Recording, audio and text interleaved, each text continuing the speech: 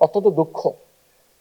বেগম খালেদা জিয়া কাঁঠালি চাপা ফুল পছন্দ করতেন, অত্যন্ত একটা সুগন্ধ।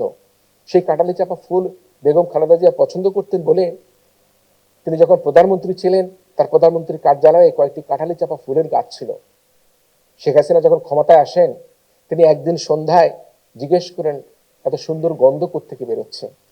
বলল, কাঁঠালি চাপা ফুল থেকে বেরোচ্ছে। তিনি পরবর্তীতে জানতে পারলেন এই ফুলটি কে পছন্দ করতেন? বেগম খালেদা জিয়া পছন্দ করতেন। অত্যন্ত দুঃখজনক।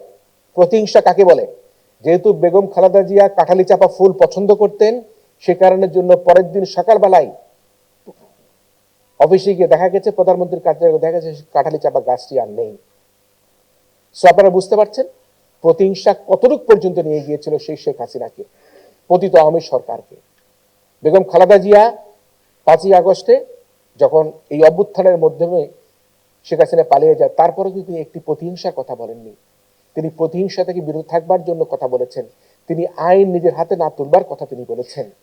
আজকে বেগম খালেদা জিয়া নেই, তার সেই কথা এখনো কানে আসে যে প্রতিহিংসার রাজনীতি করা যাবে না। গণ অভ্যুত্থানের পরবর্তী সময় তার বক্তব্যে, ভাষণে তিনি বলেছিলেন প্রতিহিংসার রাজনীতি করা যাবে না, আমরা আইন হাতে তুলে নিব না। এবং তিনি সেই জুলাই যোদ্ধাদের সম্মান জানিয়েছেন। সো বেগম খালেদা যদি আজকে বেঁচে থাকতেন, ত্রয়োদশ নির্বাচনের ফলাফল দেখে যেতে পারতেন, তাহলে হয়তোবা পৃথিবীর সবচাইতে সুখী মানুষ হিসেবে হয়তো আমরা হতে পারতাম, আজকে যারা তোমরা হতে পারতাম। তিনি নাই, আমরা তার বিধি আত্মার মাগফিরাত কামনা করি। তবে নিশ্চয়ই মহান রাব্বুল আলামিন তার কাছে বার্তা পৌঁছে দিবেন যে বাংলাদেশের মানুষ সহিংস মুক্ত এই দেশ গড়বার প্রত্যয় ব্যক্ত করেছে। এখানে বারবার একটা আলোচনা এসেছে, আমরা দেখেছি একটা কথা এসেছে, রাজার ছেলে রাজা হবে কিনা। এখানে একটা মিশ্র প্রতিক্রিয়া রয়েছে। প্রজার ছেলে রাজা হবে অবশ্যই। আমাদের রিক্সা পুলার বলি, আমাদের দিন মজুর বলি, আমাদের কৃষক বলি, কামার বলি, কুমার বলি, প্রত্যেকে যে যার যোগ্যতা আছে সেই যোগ্যতা অনুযায়ী যদি সে আরো ভালো কিছু হতে পারে, সে এমপি হতে পারে, মন্ত্রী হতে পারে, রাজা হতে পারে, সবকিছু হতে পারে। প্রজার ছেলে রাজা হবে কথা সঠিক, কিন্তু রাজার ছেলে যদি যোগ্য হয়, রাজার ছেলেকে যদি জনগণ ভোট দিয়ে ম্যান্ডেট দিয়ে ক্ষমতা আনতে চায়, তাহলে রাজার ছেলেও কিন্তু রাজা হবে। তো সেই কারণের জন্য রাজার ছেলে রাজা হবে কিনা সেটি যারা প্রশ্ন তুলেছেন, আমি তাদের কাছে অনুরোধ করতে চাই, রাজার ছেলে যদি জনগণের ম্যান্ডেট নিয়ে, জনগণের ভালোবাসা নিয়ে, জনগণের ওয়াদা পূরণ করবার প্রতিশ্রুতির ক্ষমতায় আসে, তাহলে কিন্তু রাজার ছেলে রাজা হবার যোগ্যতা তিনি রাখেন। এবং সেটি কিন্তু আমরা মনে করি বর্তমান বাস্তবতা। আমি সবশেষে একটা কথা বলবো, যে গণভোট নিয়ে আমরা দেখতে পাচ্ছি সরকার ও নির্বাচন কমিশন তারা একটা বিপরীত অবস্থান করছেন। এটি আমাদের সাধারণ মানুষকে বিভ্রান্ত করছে।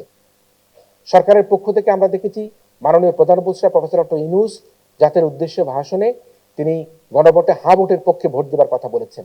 এবং গত কয়েকদিনে আমরা দেখেছি যে তফসিল ঘোষণার পর সরকারের উপদেষ্টারা, কর্মকর্তারা তারা কিন্তু গণভোটের পক্ষে, হ্যাঁ ভোটের পক্ষে তারা প্রচারণা চালিয়েছিলেন। কিন্তু নির্বাচন কমিশনের পক্ষ থেকে বলা হয়েছে প্রজাতন্ত্রের কোনো কর্মকর্তা কর্মচারী কোনো গণভোটের ক্ষেত্রে তারা কোনো পক্ষপাতিত্বমূলক কোনো প্রচার প্রচারণা, হ্যাঁ বা না, কোনো রকম পক্ষপাতিত্ব প্রচার প্রচারণা করতে পারবেন না।